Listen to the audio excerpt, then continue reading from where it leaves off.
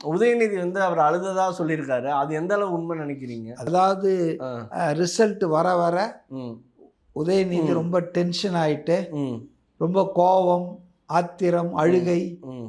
ஆகி அம்மா கிட்ட போயிட்டு, அவங்க அம்மா துர்கா ஸ்டாலின் கிட்ட போயிட்டு, அந்த ஆளை முதலமைச்சராக நான் எப்படி இருப்பேன், அது முடியாது, ஆக்க முடியாது, அப்படின்னு இப்படின்னு ரொம்ப உணர்ச்சி வசப்பட்டு அதன் காரணமாக அவங்க பையன் வந்து ரொம்ப ஃபீல் பண்ணுறானே, இவர் டிவியை உடைச்சாங்க, அதை உடைச்சாங்கன்னெலாம் சொல்கிறாரு. நமக்கு அதெல்லாம் தெரியாது, அவர் சொல்கிறது தான்.